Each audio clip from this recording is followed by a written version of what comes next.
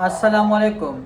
In this video we will talk about antibodies and antigens. So basically हम समझेंगे कि antibodies क्या है हमारे पास और antigens क्या होती है। Antigens हमारे पास वो substances वो foreign particles जो हमारे बॉडी में बाहर से आती है और कोई डिजीज़ कॉज करती है, कोई मसला कॉज करती है, तो इसको एंटीजन कहा जाता है। मिसाल के तौर पर वायरस हो गया, बैक्टीरिया हो गया, इसके साथ फंजाई, पैरासाइट्स वगैरह हो गए, तो ये एंटीजेंस कहलाती है जो बाहर से आती है बॉडी के अंदर और कोई डिजीज़ कॉज कर देती है, तो इसको एंटीजन कहा जाता है। अब एंटीबॉडीज़ क्या होती है, तो एंटीबॉडीज़ इसके मुकाबले में या इसके फाइटिंग में क्या करती है, हमारी बॉडी एंटीबॉडीज़ प्रोड्यूस करती है, जो कि बेसिकली बी सेल का काम होता है एंटीबॉडीज़ प्रोड्यूस करना। वो एंटीबॉडीज़ जाके एंटीजन के साथ अटैच होती है और फिर हमारे पास पेजोसाइट्स जो होते हैं वो उस एंटीजन को खा जाते हैं, किल कर देते हैं, ख़त्म कर देते हैं, डिस्ट्रॉय कर देते हैं। तो ये हमारे पास एंटीबॉडीज़ का काम होता है। एंटीबॉडीज़ के हवाले से आप याद रखें कि ये हमारे बॉडी के अंदर डिफेंस मैकेनिज़्म का सिस्टम होता है, वहाँ से ये सिक्रीट होती है, प्रोड्यूस होती है, जो क्या करती है, बाहर से जो एंटीजेंस आती है, एंटीजेंस हमारे बॉडी में बाहर से आती है।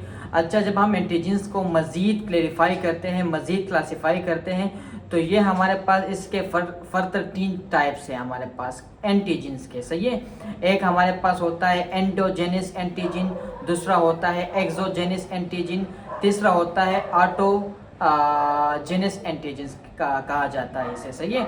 अच्छा, जो फर्स्ट में क्या होता है एंडोजेनस में, ये हमारी बॉडी के अंदर एंटीजेंस होते हैं, हमारी बॉडी एंटीजेंस प्रोड्यूस करती है। आप बच्चे कंफ्यूज होंगे कि हमारी बॉडी कैसे एंटीजेंस प्रोड्यूस करती है या बनाती है।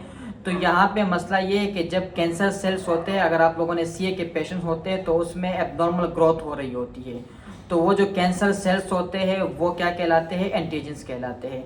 तो इसको कहा जाता है एंडोजेनस एंटीजन।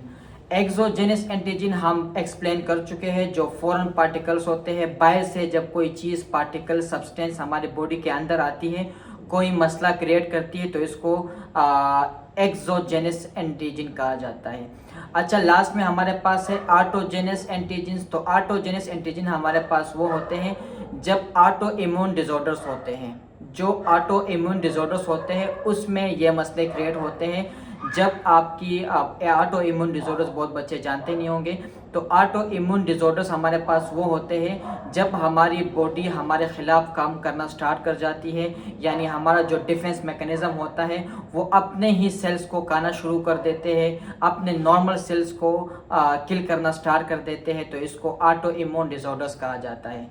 तो वो जो हमारे पास एंटीजेंस होते हैं वो हमारी बॉडी का नॉर्मल पार्ट होता है, हमारी एंटीबॉडीज़ वगैरह होती है, लेकिन उसमें हमारी बॉडी उस नॉर्मल सेल्स को या जो हमारे पास डिफेंस मैकेनिज़्म के जो सेल्स होते हैं उनको फॉरेन एंटीजन समझती है और उसको किल करना स्टार्ट कर देती है। तो ये हमारे पास ऑटोजेनस एंटीजेंस कहलाते हैं।